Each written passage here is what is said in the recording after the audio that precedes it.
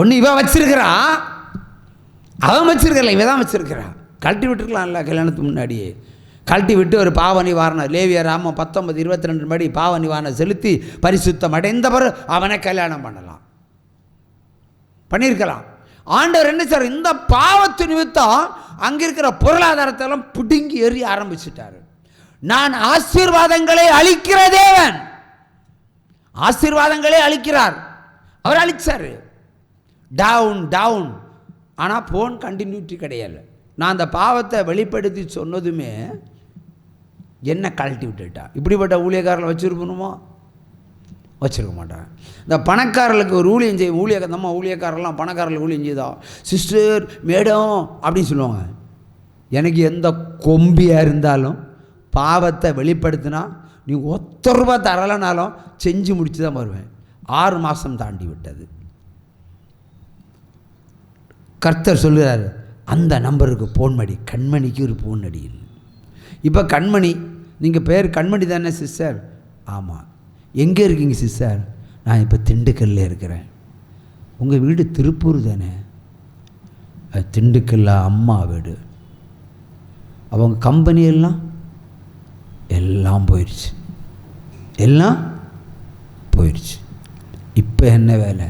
திண்டுக்கல்ல அம்மா வீட்டில் மொத்த கடன் நிமித்தம் இங்கே வந்து உட்கார்ந்துருக்கிறேன். இவங்க கொடுத்த செக்கெல்லாம் ரிட்டனு. 6 மாதத்தில் அஸ்திவாரத்தை தோண்டி புதைச்சார் அவர். அதுதான் நம்ம தேவன். பாவம்தான் ஆசீர்வாதத்துக்கு தடை, வேற ஒன்றும் இல்லை. ஆசீர்வாத தடையாக தான். ஒரு வீட்டில் நாய் செகண்ட் பாத்ரூம் போகுது, கழுவினா தானே அந்த வீடு சுத்தமாக இருக்கும், இல்லை ஸ்மெல் வீடுக்கு வரும்ல. அந்த வீட்டில் 10 பேர் இருந்தால் 10 பேருக்கு அந்த ஸ்மெல் வரும். அது வீட்டில் 10 பேர் இருந்து ஒரு பெண் இல்லைன்னா ஒரு ஆம்பளை பாவம் செய்தா 10 பேரையும் சோதிப்பார் ஆண்டவர். சுவாசிக்கிறவனுக்கு எல்லாருக்கும் அந்த தண்டனை உண்டு. அந்த ரத்தம் அந்த அத்தனை பேருக்கும் தண்டனை உண்டு. அதான் குழி தோண்டி புதைச்சிக்கிட்டு தான் போவார் தேவன். உற்சாம கையை தட்டலாம். அதான் பாவம் ஒரு மனிதனை தரமட்டமாகும், பரிசுத்தம் ஒரு மனிதனை விண்ணளவுக்கு உயர்த்தும். உற்சாம கையை தட்டலாம். இந்த தெய்வம் நம்ம தெய்வம், நல்ல தெய்வம், மரணபரியம் தான் நடத்திடுவார்.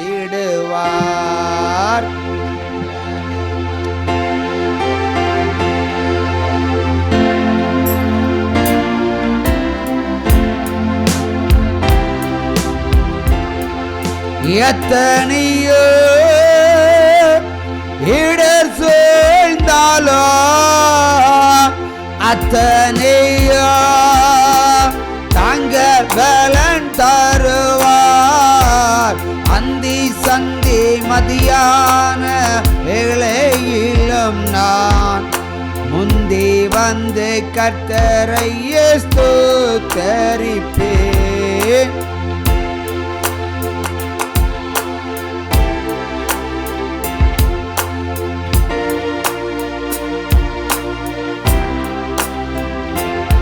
உற்சாமா கையை தட்டி ஒரு அல்லேலூயா சொல்லுவோம். அல்லேலூயா. மல்கியா 2ஆம் அதிகாரம் 2வது வசனத்தை வாசிப்போம். மல்கியா 2ஆம் அதிகாரம் 2வது வசனம். நீங்கள் கேளாமலும் என் நாமத்திற்கு மகிமையை செலுத்தும்படி இதை சிந்தியாமலும் இருந்தால் நான் உங்களுக்குள்ளே சாபத்தை அனுப்பி உங்கள் ஆசீர்வாதங்களையும் நான் சாபமாக்குவேன். ஆம், நீங்கள் அதை சிந்தியாமல் போனதினால் அவைகளை சபித்தேன் என்று கர்த்தர் சொல்லுகிறார். உற்சாம கையை தட்டுங்க. இனி சேர்த்து வாசி.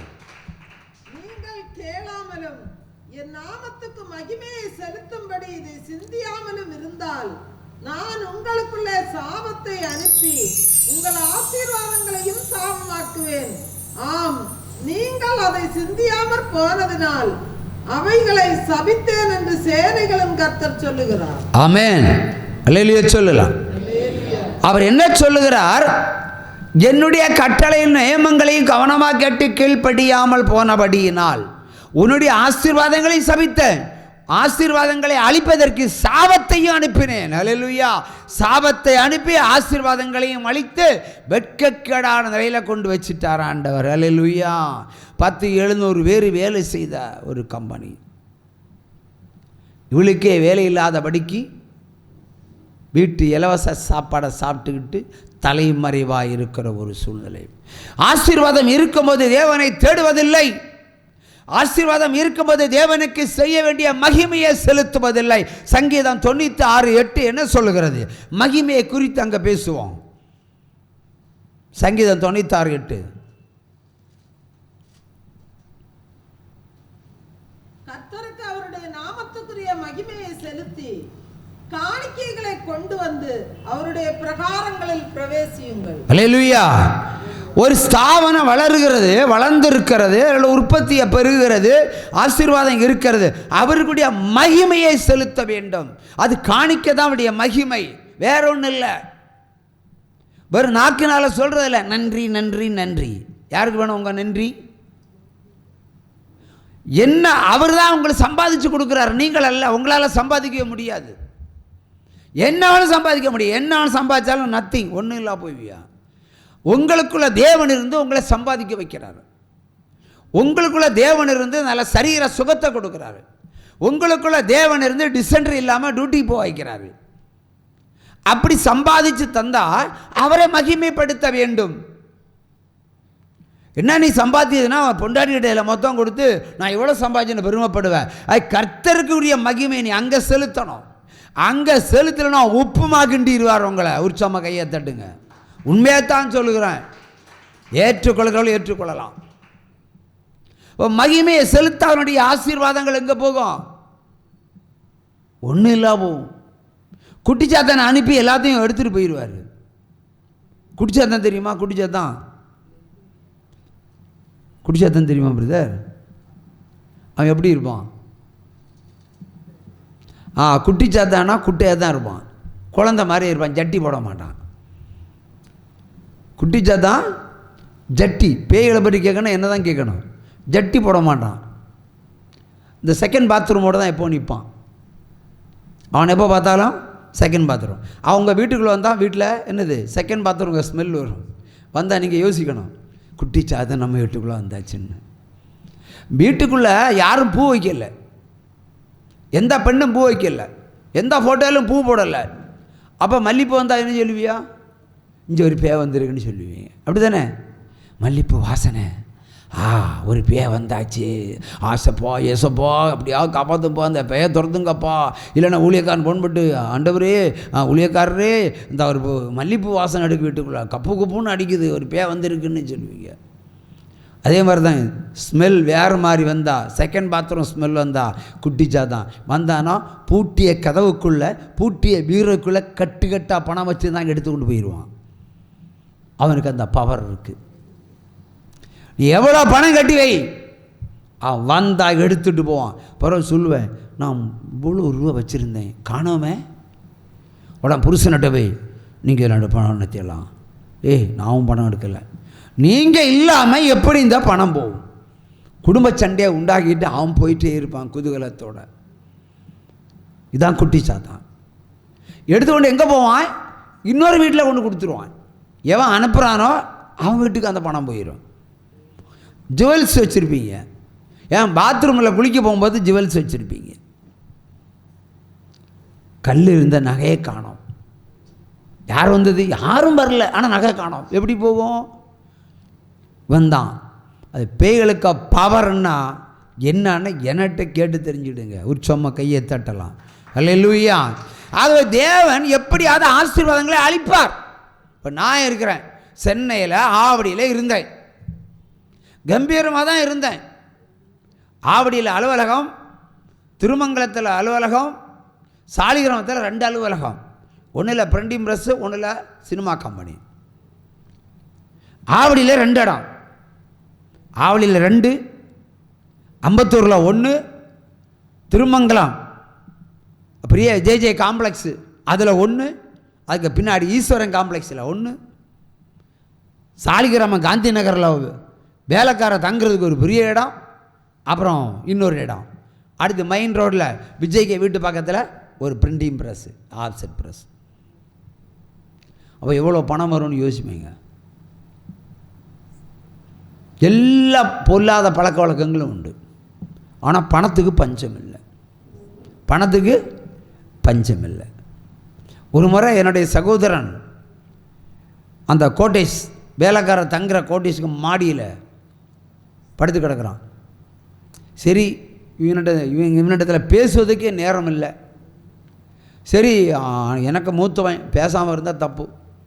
அவனை போய் பார்க்கலான்னு சொன்னால், நான் ஏணி வச்சு ஏணியில் ஏறி மாடியில் பார்த்தா முழங்கால் படிக்கிட்டு நிற்கிறான், முழங்கால் படிக்கிட்டு நிற்கிறான். ஆகா, என்ன சகோதரன் ஆண்டவரை நல்லா தேடுகிறான்னு சந்தோஷப்பட்டேன். அப்படியே கொஞ்சம் சுற்றி பார்க்குறேன். இந்த பஸ்மம் இருக்குல்ல, ஸ்மெல் வருது. இது நமக்கு ஆகாதில்ல, இது ஏன் நீ கொண்டு வச்சுருக்க? ஒரு மெழுகுத்திரி, பெரிய மெழுகுத்திரியை கொளுத்தி வச்சுருக்க, அது உருகிட்டு இருக்கு. நீ மெழுகுத்திரியை தேடுகிறியா, ஆண்டவரை தேடுறியா? ஆனால் விபூதி இருக்கே, இது ஏன் இங்கே கொண்டு வந்த? இது ஏன் கொண்டு வந்த? அது உன்னுடைய ஸ்தாபனம் இன்னும் அதிகமாய் வளருவதற்கு, இன்னும் அதிகமாய் பெருகுவதற்கு ஒரு குருசடியில் நின்று கொடுத்துட்டாங்க. குருசடியில் விபூதியாக கொடுப்பாங்க, விபூதியாக கொடுப்பாங்க. நீ இதை வச்சுக்கோன்னு சொல்லி டப்புன்னு எடுத்து பேக்கிங் பண்ணி என் பாக்கெட்டில் சுருகிட்டான், என் பாக்கெட்டில் சுருகிட்டான். அப்போ அவனுடைய ஸ்கெட்ச் என்ன? என்னை அழிப்பதற்கு வந்த ஒரு ஆயுதம், என்னை அழிப்பதற்கு வந்த ஒரு ஆயுதம். நான் அறிவில்லாத இவன் கெட்டு போகிறான் போகலன்னுட்டு தூக்கி குப்பையில் போட்டு நான் போயிட்டேன். அப்புறம் அலுவலகத்தில் இருக்கிறேன், சாலிகிராம அலுவலகத்தில் இருக்கிறேன். அங்கெல்லாம் ஒரு பீரோ அடுக்கி வச்சுருப்போம். பீரோலாம் ஃபுல்லாக மூச்சு முட்டி தான் இருக்கும், எல்லாம் பணக்கட்டுகளை தான் இருக்கும்.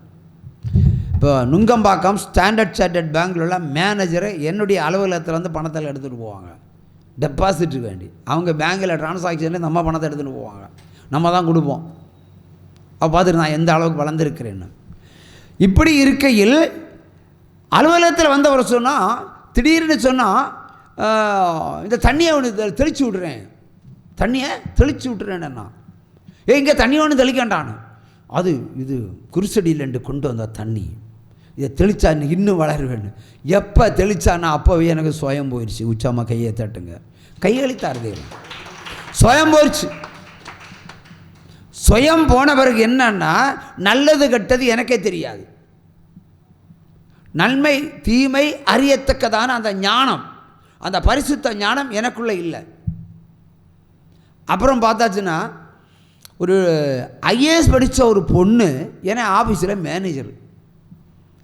புருஷங்காரன் என்ன கலெக்டருக்கு வேலைக்கு அனுப்பலை, நீ கலெக்டர் ஆகண்டாம் வீட்டிலே இருன்னு, அவ்வளோ பெரிய பேக்ரவுண்டு அவங்களுக்கு. சரி, கௌரவத்துக்காக நம்முடைய பத்திரிகை அலுவலகத்தில் அவங்க வந்து மேனேஜர் போஸ்ட் எடுத்தாச்சு.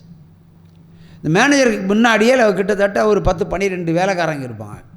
என் சகோதரன் வருவான், அந்த லேடிக்கு முன்னாடி நேரம் முன்னாடி ஒரு சேரில் வந்து உட்காருவான். உட்காந்து முதல்ல சட்டையை கழட்டிடுவான். என்ன கழட்டுவான்? சட்டையை கழட்டி அப்படி சேரில் போட்டுருவான். பனியனோட இருப்பான்.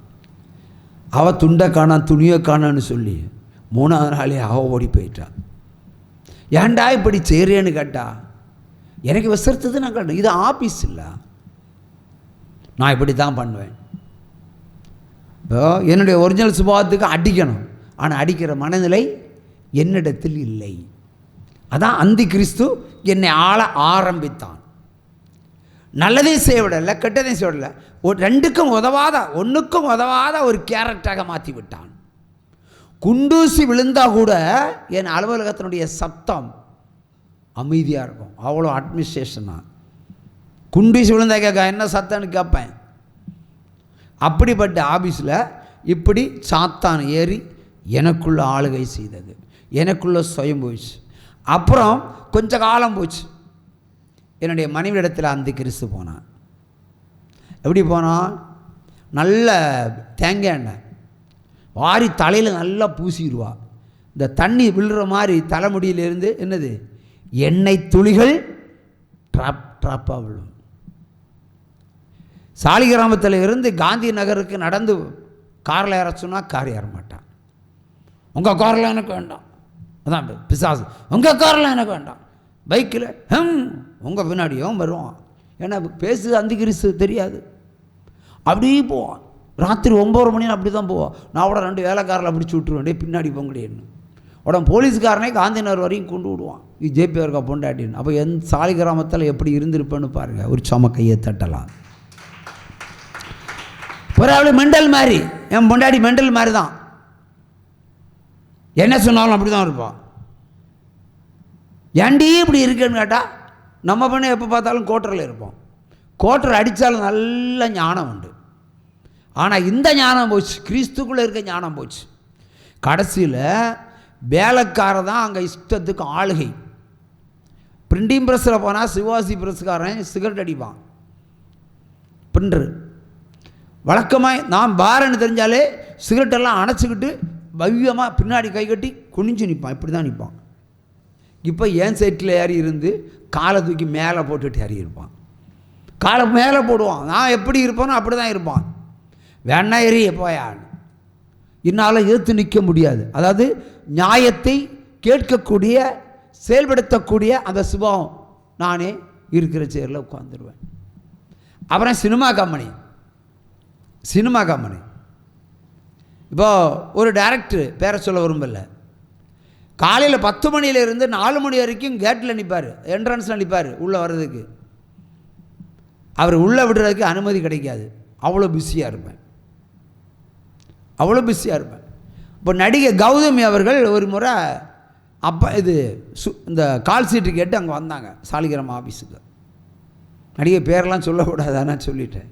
அப்போ எனக்கு ப்ரொடக்ஷன் மேனேஜர் இருக்கார்ல, என்னை பார்க்கவே விட்டேன். கௌதமியெல்லாம் நம்ம பார்க்கணும், ஏன்னா அவங்க படங்கள் எல்லாம் நான் விரும்பி பார்த்த காலம் உண்டு. ஆனால் நம்ம கம்பெனியில் அவர் கால் சீட்டு கேட்டு வந்திருக்காருன்னு சொன்னால், இந்த ப்ரொடக்ஷன் மேனேஜர் என்ன பண்ணிட்டான், பாடிப்பட்டியிலேருந்து ஒரு தண்ணி கொண்டு தெளிச்சுட்டான். பாடிப்பட்டியிலேருந்து நமக்கு தெரியாது, நம்ம எல்லாம் வேளாங்கண்ணி பக்தன் அன்றைக்கு.